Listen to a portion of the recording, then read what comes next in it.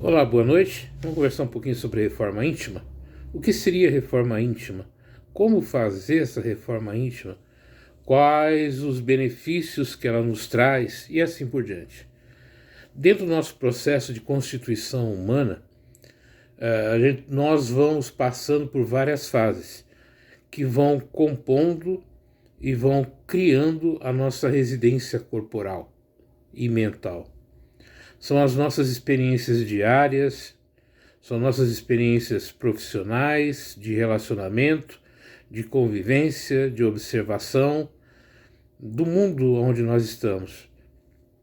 Tudo isso vai moldar como é que a gente vai enxergar o mundo, como é que a gente vai enxergar as pessoas, como é que a gente vai se comportar com essas pessoas, com o mundo à nossa volta, como é que nós vamos lidar com os nossos sentimentos, como é que nós vamos lidar com as nossas emoções, como é que isso vai representar dentro de nós e dar uma significação para que a gente possa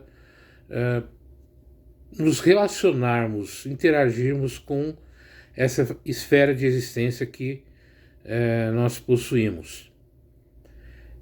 Então é como se fosse uma grande coxa de retalhos que nós vamos colocando aqui, um sofá de uma cor, a poltrona de outra, a mesa de um material, a parede de uma cor, o quarto de um tamanho, o quintal de outro. Então vira uma grande mistura. E precisa chegar uma hora que a gente precisa organizar isso, né? A gente precisa ver o que vai ficar e o que não vai ficar. Não dá para ficar entulhando um monte de coisa dentro da gente. Então essa reforma íntima pode ser vista como esse processo de organização psicológico, emocional, relacional, de convivência, de visão de vida, de relacionamento com as pessoas. Só que com esse negócio da gente ir colocando uma coisa aqui, outra ali, nós vamos nos apegando até às coisas que são ruins, negativas, pesarosas, desagradáveis. A gente vai se acostumando, tá ali. Quando a gente vê, já faz parte da gente. E nesse processo de reforma íntima, eu vou ter que abrir mão de muita coisa. Então, quando eu entro num processo terapêutico, quando eu entro num processo religioso, de transformação religiosa, quando eu entro num processo de descoberta, de transformação espiritual, quando eu entro num processo de autoconhecimento, enfim, todos esses campos, eu vou começando a observar o que é bom, o que não é, o que é legal, o que pesa, o que é desagradável, o que vale a pena e o que não vale. Mas eu tenho que trabalhar com o meu desapego, eu tenho que trabalhar com o meu perdão, eu tenho que trabalhar com uma nova visão de vida, uma nova visão de existência. E isso tudo vai trazendo para a gente assim grandes conflitos, grandes dificuldades. Aí nós vamos fazendo aquelas reforminhas meia boca. E a gente passa a dar umas caiadas na parede. O que é dar uma caiada na parede, né? Para quem não sabe. É quando você pega o cal e faz dele como se fosse uma tinta. Então você está caiando. Você só está passando uma tinta por cima daquilo que está sujo, daquilo que você não sabe como está por baixo, e vai dando uma mascarada. É o que a gente faz muito na vida. A gente mascara nossas emoções, nossos sentimentos, a nossa vida para dizer que está tudo bem. Só que quando eu vou fazer uma reforma íntima, interna, de todos esses cenários terapêuticos, psicológicos, emocionais, espirituais, religiosos, relacionais, eu preciso tirar o reboco da parede, eu preciso descascar as paredes internas do meu coração, das minhas emoções, do meu pensar, para ver como é que está a situação deles. Corrigir ali as trincas, corrigir ali o reboco que está caindo, corrigir as imperfeições da parede. Enfim, eu preciso desmanchar tudo aquilo, chegar na essência, na base do meu eu interior e começar um processo de reconstrução. Toda reforma é uma reconstrução. E eu preciso ver também os meus alicerces. O que são esses alicerces? São aqueles conceitos de vida, de pessoa, de ser humano que eu tenho. E ver se esses alicerces estão realmente corretos, estão bem consolidados, se são consistentes, ou eu vou ter que quebrá-los e refazê-los novamente. Muitas vezes as colunas, muitas vezes o nível não está correto. Então a reforma é realmente o processo de reconstrução do eu interior. E portanto não dá para fazer sozinho, portanto não dá para fazer de uma maneira solitária, eu preciso de ajuda. E quem me ajuda nessa reforma?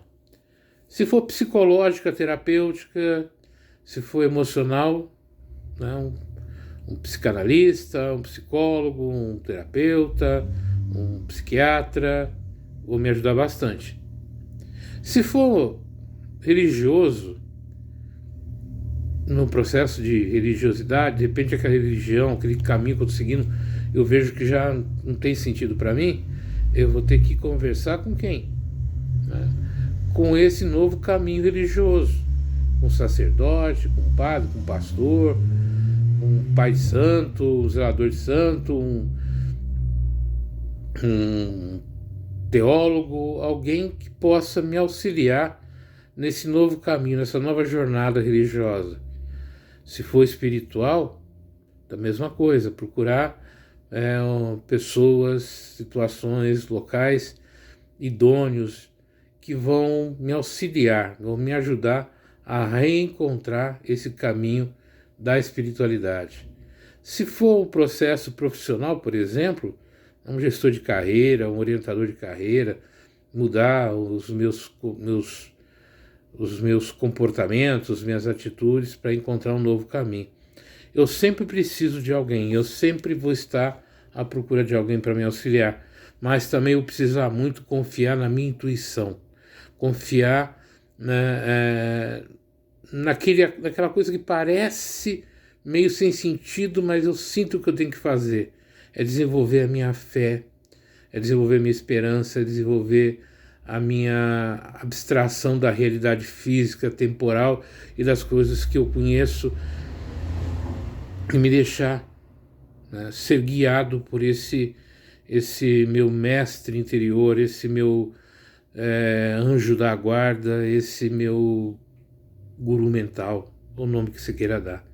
Então a reforma íntima é um processo doloroso, demorado, extenuante, cansativo, de me transformar num ser cada vez melhor, um ser humano cada vez mais preparado para as adversidades. E o tempo é um grande mestre na nossa vida. A vida também é uma grande professora, porque as dificuldades, os problemas, os tormentos, as perdas, os ganhos, as modificações, tudo isso me ensinam, me ajudam. Então, se eu começo a olhar para a vida e para tudo isso com outros olhos, abrir mão de princípios, abrir mão de visões que talvez não tenham mais sentido hoje, que tinham no passado, mas hoje eu não sou a mesma pessoa do passado, e me adaptar aos novos conceitos, mas manter aquilo que são bases, como dignidade, honradez, respeito, amor ao próximo, caridade, fraternidade, conceitos básicos que fazem parte do meu ser, e aliar com conceitos novos da realidade, das descobertas, do aprendizado, vai me fazer ter uma reforma íntima menos tumultuada, menos dolorosa, e eu consigo abrir mão daquilo que me prende ao passado, me prende a sentimentos negativos, a desconfiança e ao medo. Pense um pouco nisso. Você está preparado para a sua reforma íntima? Nós nunca estamos, mas temos que começar. É igual a reforma da nossa casa. Se for esperar ter dinheiro, condições para fazer, você não faz.